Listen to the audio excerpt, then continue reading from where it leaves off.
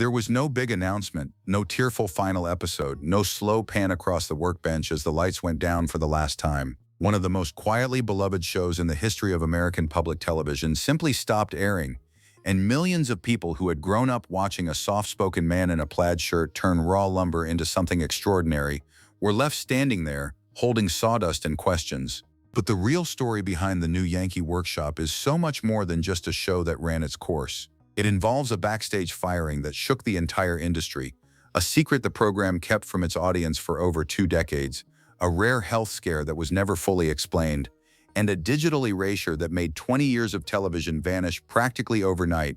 And at the end of it all, one final twist that almost nobody saw coming. In 1979, a young Massachusetts carpenter named Norm Abram took a fairly ordinary job, building a small barn for a private client in suburban Boston.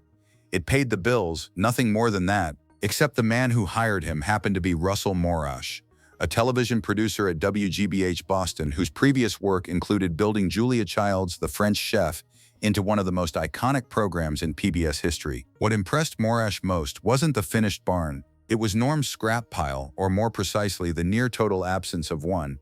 A man who'd spent years watching Julia Child work with minimal waste recognized the same kind of disciplined precision in this carpenter. So instead of just paying the invoice and moving on, Morash invited Norm to help with the renovation of a rundown Victorian house in Dorchester, Massachusetts, with a WGBH camera crew filming the whole thing. That project became the first season of This Old House, and a barn builder from Massachusetts who had never auditioned for anything in his life suddenly had a television career. He wasn't the host. He wasn't the main name in the credits. That role belonged to someone else. But Morash had already spotted something in Norm that would eventually give him a show entirely his own. He just needed the right moment to make it happen. That moment arrived in 1989, and it was triggered by one of the ugliest behind-the-scenes blow-ups in the history of public television. For 10 years, This Old House grew into a genuine phenomenon. By the time the 1990s rolled around, the show was pulling in between 1.5 and 2.3 million viewers every single week at its peak. The face of that show was Bob Vila, energetic, camera-ready, built for television. Norm was the man beside him, the craftsman, the one who actually knew what he was doing. And Vila, like a lot of people who get famous quickly, started fielding outside offers. In 1989, Vila's relationship with PBS collapsed following a dispute over his personal commercial endorsements for a home improvement retailer called Rickle Home Centers. The problem was that Rickle was a direct competitor to Home Depot and lumber supplier Weyerhaeuser, two of the show's major underwriters. When those underwriters found out, they pulled their funding. PBS was suddenly caught between keeping the money on or keeping the host on.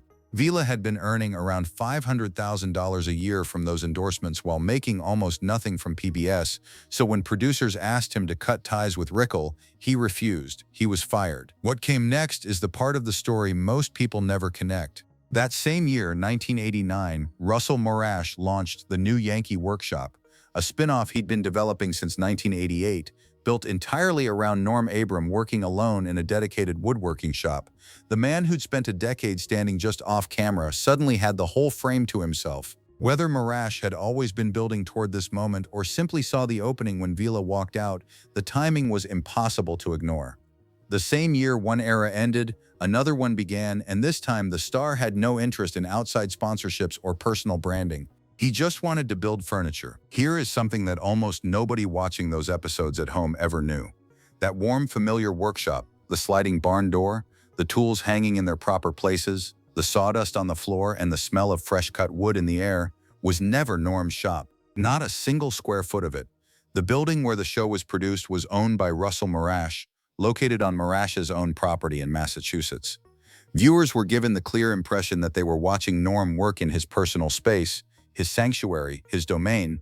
That impression was carefully maintained for 21 seasons and never corrected. The workshop measured 936 square feet, with a separate finishing room, a loft area for storage, and major tools arranged along all 4 walls: wide belt sander, jointer, planer, bandsaw, drill press, all centered around a large table saw in the middle of the floor. A purpose-built television set dressed up very convincingly as one man's personal workshop. And there was another detail hiding in plain sight. In Season 20, the final season of original content, the first 9 episodes were devoted to a single large project, a full kitchen remodeling job. That kitchen belonged to Marash. The show's producer was having his own kitchen renovated on camera as the centerpiece of the second-to-last season. Viewers had no reason to know that. It looked like any other project. After the show wrapped, Marash was asked what would happen to the workshop itself. His answer was telling. He compared it to Julia Child's kitchen exhibit at the Smithsonian, one of the most visited displays in the building, and suggested the workshop deserved the same kind of preservation. He wasn't wrong, but it was also a reminder that the space viewers had associated with Norm for 2 decades had always belonged to someone else. On October 16, 2009, WGBH Boston announced that no further episodes of the new Yankee Workshop would be produced. The final episode had actually aired months earlier, on June 27th, with no acknowledgement that it was the last one. No special send-off, no title card. Viewers only found out it was over because a spokesperson issued a press release. Norm's public explanation was gracious and to the point. He said the show had been fully funded through underwriting the entire time and could have continued. Nobody forced the decision. He had accomplished everything he set out to do and wanted to spend more time with his family. That's a dignified exit, and the evidence suggests it was genuinely his call to make. But Marash's own words painted a bigger picture about why nobody fought to save the format. When asked about the end, he said plainly that in his view, broadcast television was dead, newspapers were dead, print was dying. The only future was the internet. That is a remarkable thing for a man to say at the moment he's announcing the cancellation of his own show. Not a tribute, not nostalgia, a verdict on the entire medium. Season 21, which ran through the first half of 2009, quietly confirmed that creative energy had already run dry. Every single episode that season was a rebroadcast, pulled from seasons 9 and 10, each one prefaced by a newly recorded introduction from Norm standing in the workshop one more time. No new builds, no new designs, just Norm walking audiences through old footage with a few warm words up front. For fans who were paying attention, that wasn't a celebration. It was a very long, very quiet farewell that nobody was allowed to call a farewell. Around the same time the show wound down, whispers started circulating in woodworking communities and online forums that Norm had been managing an undisclosed medical condition, something described as rare, requiring ongoing medication and lifestyle changes. Nothing was ever confirmed officially. No statement was ever issued. The nature of the condition was never named publicly, and it remains unknown to this day. What is documented is the physical reality of what 4+ decades of hands-on carpentry does to the human body. Prolonged standing, repetitive motion, lifting heavy material, the kind of accumulated physical wear that builds quietly across a career and eventually makes itself known. Observers who followed Norm closely through his later episodes noted visible changes, and the decision to wrap New Yankee Workshop in 2009 was followed by a gradual reduction in his This Old House workload over the years that followed. Whether that trajectory was driven by health, exhaustion, age, or simply a man who had earned the right to slow down, nobody outside his immediate circle has ever said definitively. What's clear is that the combination of all those factors pointed in one direction, and Norm followed them there on his own terms. After 2009, the show lived on through streaming. Full episodes were available through the official website and a This Old House subscription service. Project Plan PDFs could still be downloaded. The show had ended as a production, but it survived as an archive, and for a lot of fans, that was enough. Then, in the summer of 2022, even that disappeared. The licensing agreement between Marash Associates, WGBH Educational Foundation, and This Old House Ventures expired on September 5, 2022. As of that date, every episode and every downloadable plan was pulled from the platform. No replacement deal was announced, no alternative was offered. 21 seasons of one of public television's most cherished programs ceased to exist in any official digital form. Gone in a single morning, the way sawdust gets swept off a workbench. But the story doesn't end there. 4 months after the streaming license expired, a new Yankee Workshop YouTube channel quietly went live. It was January 2023. Russell Marash appeared in a short video giving a walkthrough of the original workshop, the same space, the same tools, still exactly as Norm had left it, and announced that the full run of episodes was now available on YouTube, completely free, for anyone who wanted to watch. The man who had declared broadcast television dead had placed the entire archive on the world's biggest video platform, at no cost to the viewer, for a new generation to find. The show that had been erased from every paid streaming service was suddenly more accessible than it had ever been. That irony is difficult to miss, and what makes that moment more significant now is what happened after it. Russell Frederick Marash died on June 19, 2024. He was 88 years old.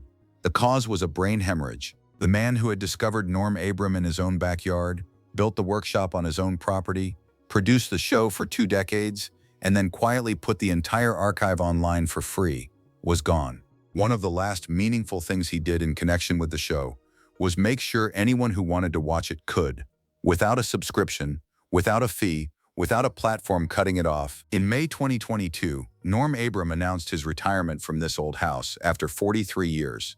That October, PBS aired a 1-hour tribute special called The House That Norm Built, which landed on his birthday, October 3rd, and covered 4 decades of work. That same year, the National Academy of Television Arts and Sciences honored him with the Lifetime Achievement Award at the Daytime Emmys. He didn't linger for the fanfare. In retirement, Norm purchased a coastal property in Rhode Island where he is building a new private workshop and learning shipbuilding, the next craft on a very long list. He and his wife Elise, a skilled potter, still live in the custom colonial home that Norm built with his own hands in Carlisle, Massachusetts. He has no social media, no YouTube channel, no public presence to speak of.